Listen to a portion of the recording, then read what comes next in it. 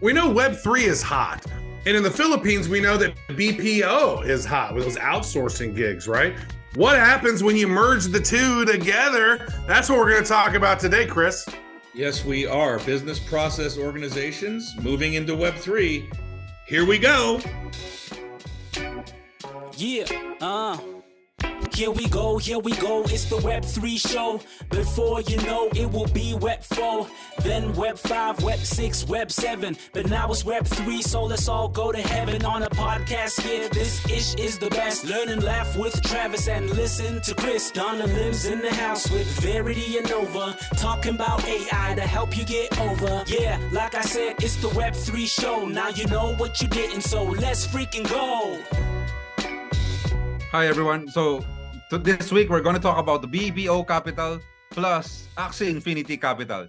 What you get when you combine these two? This week I had a conversation with a fascinating, very interesting CEO called Ken Berry, who in a span of 2 years was able to set up a company of at its height 400 people and running 70 projects side by side with the world's biggest Web3 projects. What he does is he does marketing. So he invades Discord, Telegram, Instagram, Twitter, and he does marketing for all of these, whether it's a Web3 game, if you're launching your coin or an NFT.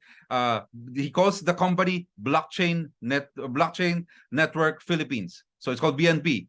And Blockchain Network Philippines is all about going out and helping any of these Web3 projects in true form, to market and get the most traction that it can get from its from the audience. Donald, for those who don't know, BPOs are business process organizations, correct? That's the actual terms. And so this is business process outsourcing.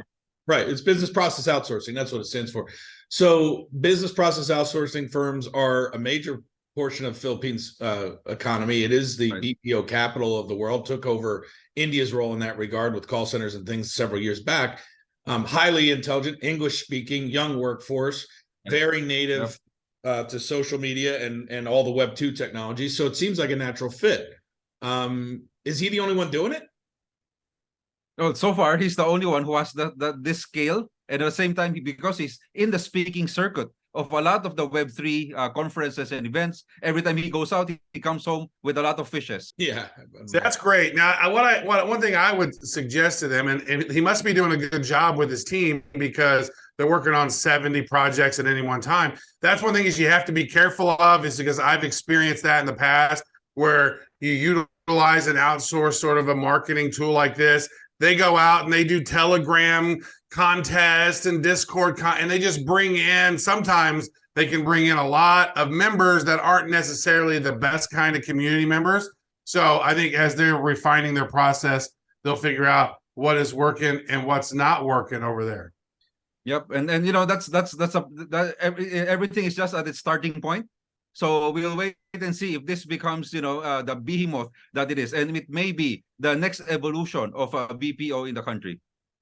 Yeah, well, we've always said in every gold rush, there's people who sell the Levi's and the picks and shovels, and they're important. You can't mine for gold without them. If Web3 is the next gold rush, which I know the three of us believe it is inevitably over the time, then BPOs like Ken's shop and others in the Philippines have a very valuable service offering that I'm sure will only get better. So it's something to definitely watch.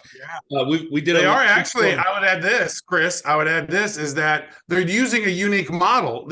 From chatting with Donald, they're not employees per se. They're almost like the Uberization of BPO for Web3 in a way. So it's a totally different model. After COVID, who wants to go to an office anymore? But they're finding a way to be able to bridge that gap, which makes a lot of sense if they could continue that with good quality. Yeah, and I think a lot of investor flows over here might be rethinking their business model when it comes to the tactical level work and some of the strategic delivery of that being offshored and into a place with highly English speaking wonderful people like the Philippines. So we did a deeper dive on this with you, Donald, on the YouTube channel. Make sure you guys check that out if you want to have more of an understanding of what is happening with Blockchain Network Philippines and some of the use cases. Check that out on YouTube at Web3 Show. That's all we got for this segment, but we're going to go see who Nova Saul got funding this week, because who knows, Donald, maybe they will be Ken's next clients. According to CB Insights, it's becoming rarer for startups to reach unicorn status. However, AI companies appear to have a better chance than most. 4 of the 13 new unicorns were AI developers. Anthropic, a US-based AI model developer and research outfit with a $4.4 billion valuation. Adept, a US-based startup that trains AI to use enterprise software with a $1 billion valuation. Character.ai, a US-based AI chatbot developer with a $1 billion valuation. DeepL, a Germany-based AI-powered language translator with a $1 billion valuation. Back to you, Chris and Travis. Beautiful. That's great news, Nova. Thank you so much. Also, what I thought was interesting is Edge In actually got some funding this week, which is Web3 intelligence. So they got a cool $1 million in the bank to do some fun things. So I'd keep an eye on that as well. They've sponsored some of our early shows. So thank you to them.